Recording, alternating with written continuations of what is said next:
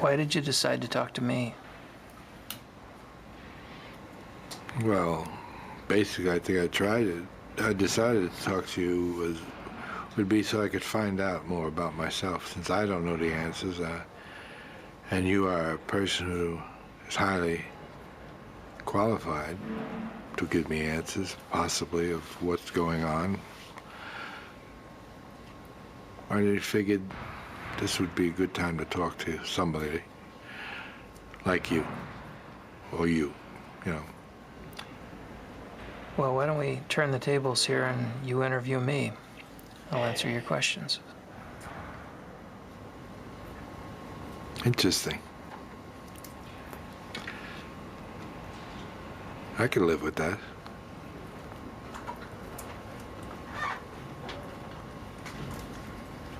Just so happens I might have a question for you.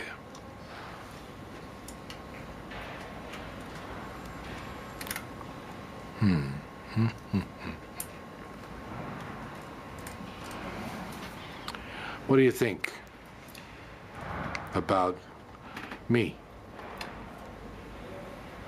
Anything good, bad, or indifferent? Yeah, some of each. The issues about your behavior, I think there are really a couple things to say. The things that I'm most sure of, based on the information you've told me, are that your principal problem has been a warp in your personality. And we classify personality according to different types. And there are two types of personality features that you have a great deal of. The first of them is called antisocial personality disorder. What it refers to behaviorally is someone who does not have a conscience, does not have remorse, does not feel a sense of guilt about most of the bad things they do, is impulsive and violent. The typical things we see before age 15 in people who earn that label are cruelty toward animals, cruelty toward people. And an awfully interesting part of that condition is that we've got a little bit of knowledge of what causes it and where it comes from. And that's where there's some good news and some bad news. The bad news is that part of where that comes from is hereditary, that there's a genetic basis to being a fearless person. And you've told me about how rarely you have any experience that even begins to resemble nervousness or fear. It takes extreme things to make you have a sense of impending danger. Normal people get fearful about a wide variety of things frequently and would be beside themselves with the kinds of experiences that you had on a weekly basis. You couldn't have done the things you did if you were capable of ordinary fear.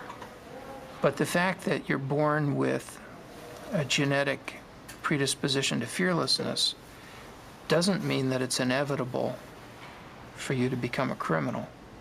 Because some people who have that genetic predisposition to fearlessness become pro-social risk takers. They do things like drive race cars, test fly planes, fighter pilots, bomb disposal technicians. Now, those are all jobs where it helps to have a lot of fearlessness. And in fact, some people in law enforcement are brave and have that same capacity to be fearless. And the difference between the people who grow up to be risk-taking good guys with white hats and the people who grow up to be risk-taking bad guys with a long, long rap sheet and a lot of crimes has to do with how their parents raise them. If you raise a kid with love and kindness and affection most of the time, you've got a good shot at their growing up to be decent, caring, loving human beings and treating their own kids well. But if you raise a kid the way Stanley raised you, with no love, no affection, constant abuse, beatings for no reason, all you teach is hatred. You make it impossible for that child to grow up and form strong attachments and loving, caring relationships, or to be willing to risk themselves to protect the world. So I think you got to be this kind of antisocial, psychopathic person, both by getting Stanley's genes and having Stanley's parenting and your mother's cold, standoffish way of treating you. In other words, that part of you was both born and made. But your own kids and your own grandchildren will turn out according to how you and Barbara raised them, despite whatever genetic influence there may be. The other thing that I think is true about you is another personality style, where I think it's fair to say that you've got the features of what we call a paranoid personality disorder. The general rule for someone who is paranoid is to trust no one, let no one get too close to you, and to never forgive anyone who does you wrong. If somebody criticizes them, they're quick to respond with anger or to counterattack.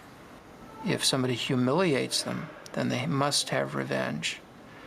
About 1 to 2% of the population has the paranoid personality disorder.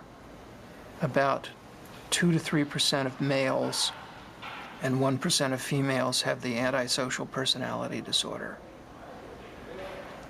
And then there's this smaller group that has both. And it was having both that allows you to have this career that you've had, and that allowed you to profit from your capacity for a completely emotionless, fearless, remorseless hit.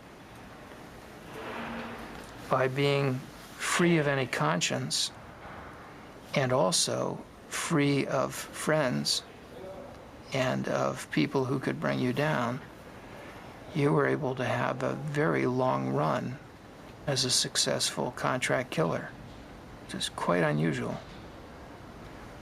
And you wouldn't have been able to do that had you not had both of those personality flaws. In your line of work, they turned out to be major advantages, kind of preconditions for a successful career.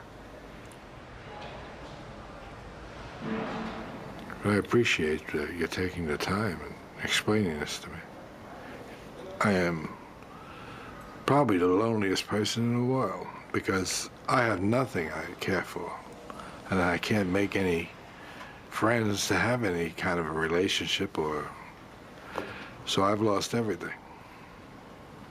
I've lost everything I ever cared for, everything I ever wanted. It's down the toilet. Since there is no love in my life, I must have something to replace it, so I replace it with hate. Constant hate. Constant reminder to hate. What's that do for you? Keeps my left foot going in front of my right foot. Keeps me moving. Without it, I would probably just plop down someplace and have no reason to continue. Is that all you've got left is hate? That's all I've got left. Everything that I ever cared for is gone. Everything I ever liked is gone. Everything that meant anything to me is gone. So hate. That's all you started with, too. Then I've come full circle. It's time for me to die.